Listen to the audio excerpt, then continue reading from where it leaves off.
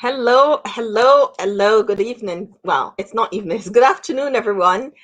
If this is your first time watching me, my name is Joanna Daniel, and I found Wounds to Scars, where we work with adult survivors of childhood trauma and abuse. And we do that three ways. Good afternoon. We do that three ways through courses, conferences, and retreats. And our retreat is going to be in March online, but you'll hear more about that in due course. Today is day 6. Hi, Island Girl. Today is day 6 of the 12 days of Christmas. 12 days of Christmas. So for 12 days, I've been here giving you tools and tips on how to manage, how to cope during this holiday season that are difficult. We've looked at boundaries with mothers, we looked at boundaries with self, we looked at boundaries with parents and family members. And after the lives, I usually send a little card with some prompts about how you can implement your boundaries. So I've been doing that, and today's day 5. And so today I'm going to talk about how to deal with overwhelm and loneliness, how to deal with loneliness during the holiday season. And this is a thing, we have to talk about because it happens. And I know a lot of people in my community, hello over Facebook. I know a lot of people in my community are single people, and this is a challenge. And sometimes, whether even if we're not single, because we're isolated now, because we've not been able to have the gatherings that we're used to having this time of year, it might be difficult for a lot of people. So I'm not going to be long today. I'm going to be really quick, giving you some things that you can do to manage and to cope over this season.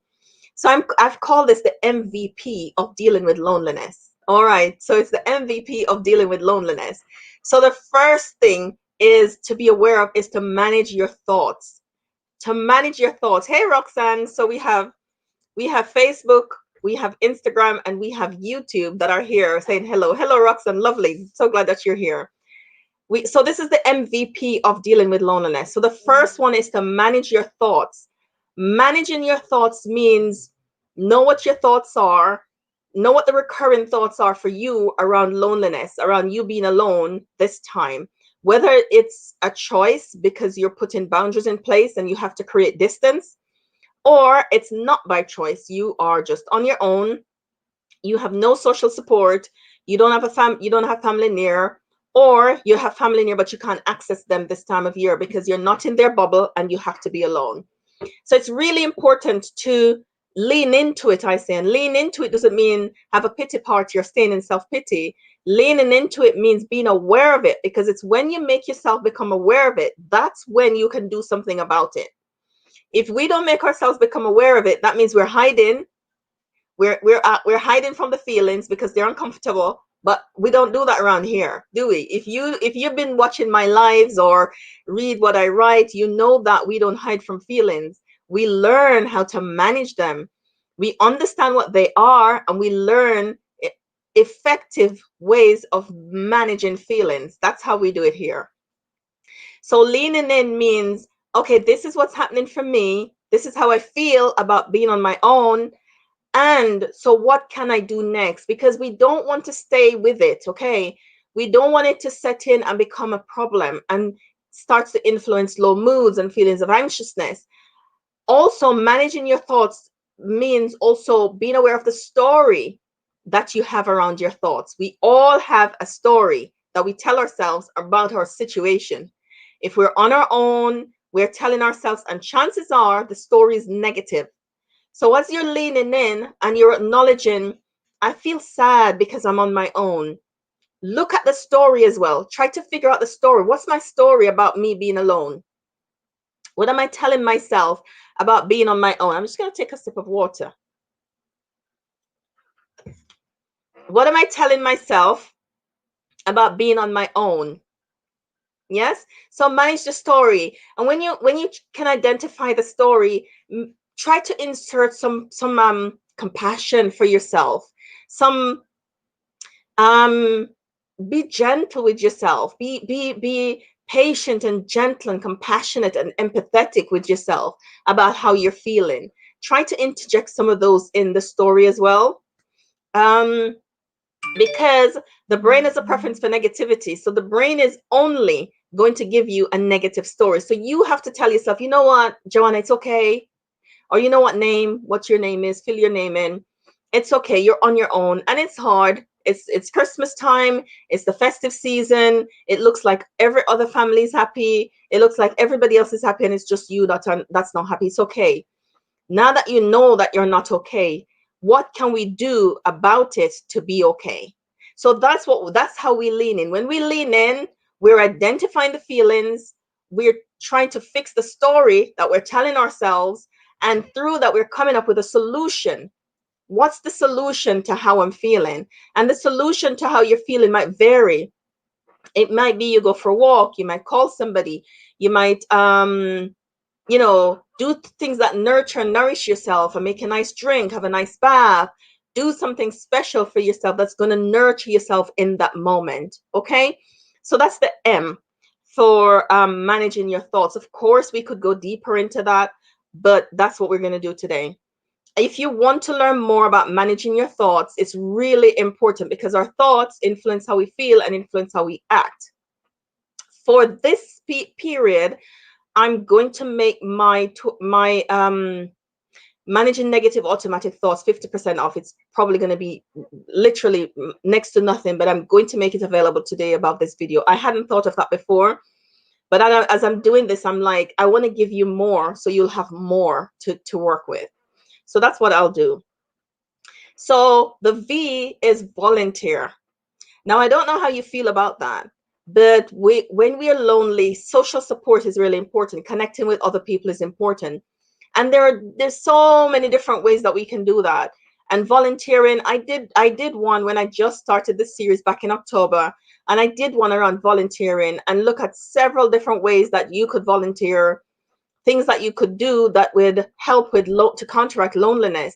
Because we know that happy hormones are released for us when we do things for people. So you might go shopping for someone, you might pick somebody's medication up, you might know somebody in your area that's alone as well. You might agree to cook a dish for someone. You might hey Renee, you might make something for someone who don't have anything. You might make a nice dish, drop some cookies off, or if you can't make the cookies, maybe Tesco might make them for you. The supermarket might make them for you. Supermarket makes things for me all the time because it saves time, and so I just go pick them up and they're ready to go. So that's one thing that you can do. Volunteer. So that's the V. So just see, you might start a walking group or just do anything that's going to get you out of where you are and to you're accessing other people, you're moving, your body is moving, and you're in contact with others. So that's the V. The P is to plan something nice for yourself. Plan something special for yourself. And I went deeper into that yesterday. So if you want to go have a look at yesterday's live, it's on IGTV over there, and it's on Facebook, it's on YouTube, it's all over on social media. Go plan something nice for yourself. If you know you're going to be on your own, whether by choice or circumstance, make sure you don't just make the day happen. Don't just kind of stumble on the day. Do something that's going to be really nurturing and nice for yourself. Buy yourself a nice dress, as I said yesterday. Make a special meal for yourself. My daughter was just going through the supermarkets, those magazines, and she was just going through identifying things that she's going to make. That makes her happy because she's creative and she likes to cook. So what do you like to do? This is a really good time to tap into that. And it doesn't matter if you're doing it just for you. You are worth it. You are worth it. So plan something special for yourself, whatever that specialness look like. For me, something special might be candles, some good books, a nice hot drink, and I'm on my own and I'm easing into that. I love being on my own. I love silence. That's one of the ways that I regulate really well. So I will ease into that with a good book, and I know I have another good book to go, and that makes me happy. So what makes you happy? The thing that makes you happy, plan to do that times 10. Plan to do that times 10 so that that that you're going to be ministered to. So for the introverts, time alone might be just the thing, and plan your time alone, make it special, go all out. For the extroverts, the volunteering might work for you because it means that you're going to be talking to people. It means that you're going to be making contact, and that's going to feed you. So do what's going to be nurturing and what's going to nurture you and make you feel loved and cared for, because you're going to do that for yourself over this time. We're not going to ignore us. Okay, so that's what I want to share today, the MVP of dealing with loneliness during this season. If you lean into this process, I promise you that you're going to get results, and you're going to realize that this is going to be a different time than it was before. All right, we don't want you to be lonely and miserable. We want to give you options and solutions and ways that you can manage your thoughts, the way you can find somewhere to volunteer, somebody to help, or plan something nice for yourself. Plan to do something special for yourself that's going to nurture you. All right. Thank you so much for joining me here. I'm back tomorrow. I think tomorrow's day 6 or 7. Please help remind me. I'll go back and count. But whatever it is, I'm doing 12 days of Christmas. I'm here leading up to Christmas to give you tools and tips that you can use to manage during this season, so you're not feeling alone and lonely. All right. Take care and have a nice day. Bye.